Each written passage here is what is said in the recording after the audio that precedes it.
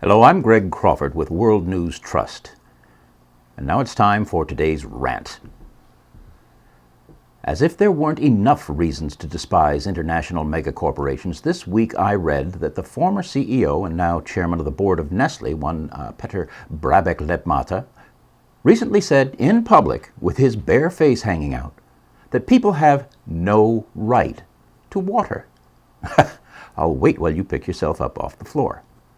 Yes, he really did say that. He also said that all the fresh potable water on the planet should be privatized so that ruthless, murderous companies like Nestle, that already depletes aquifers to sell as bottled water with absolutely no recompense for the victims of their depravity, can monopolize it and then sell it back to the people from whom they stole it in the first place. And if those unfortunate souls can't afford to buy back their own water, well, that's tough. Dying of thirst is said to be most unpleasant. Now, Herr Brabeck-Letmathe also expressed his agreement with Monsanto's scorched earth policy in amassing patents on everything that grows, their abuse of workers in near slavery conditions, and their rather unpleasant habit of crushing any and all competition, be it real or imagined, with endless litigation filed by their marauding horde of bloodthirsty lawyers. They are, in short, not very nice people. Now, apologists for this rando-fascist, if that isn't a word, it should be. Anyway, apologists for this rando-fascist economic system always whine, "Oh, you're against success," to which I would loudly say, with much righteous indignation, bullshit. I love success. I can't get enough of it. No, what I and all other decent human beings take issue with is how you go about achieving that success. There are laws against the ruthless and deceitful exploitation of resources that belong to other people, though obviously not enough laws. And what few there are left have been effectively gutted by underfunding or no funding and or severely diminished personnel with which to oversee the regulation of these delinquent companies.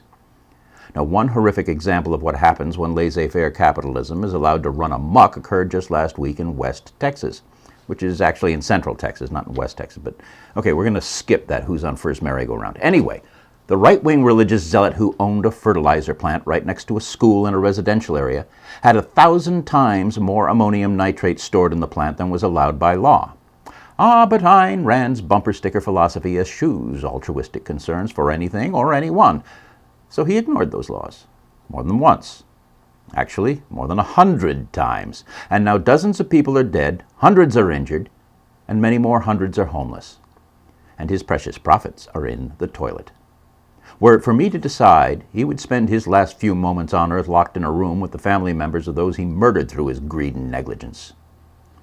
Now, the clinical definition of a psychopath is a bit more involved than that of the Merriam-Webster's definition, but one of the major hallmarks of this mental aberration is a total disregard for the welfare of those who are affected by the actions of said psychopath. Another warning flag is the psychopath's overinflated view of his own self-importance, to wit, one Lloyd Blankfein's sanctimonious contention when confronted over Goldman Sachs' actions leading up to the economic collapse of 2008 that we are doing God's work. Oh, really? And just what God would that be? Mammon? Now, those who work for corporate media conglomerates are forbidden to even hint at the fact that 99% of the 1% are probably frothing at the mouth psychopaths. But any first-year psych major could make that diagnosis in a New York minute just by watching any one of these clowns getting grilled in a Senate committee meeting. But the days of passing off their madness with a wink and a nod are over. Their rapacious behavior long ago entered the realm of pure malignant evil. They're no longer just soulless, greedy little maggots devouring the body politic for the profit of a few. Now their depredations threaten the very existence of not just humanity, but of the entire planet, and its demise is accelerating at an exponential rate. For the terminally obtuse, that means fast, very, very fast. And that, boys and girls, must not be tolerated any longer. Thank you, and good night.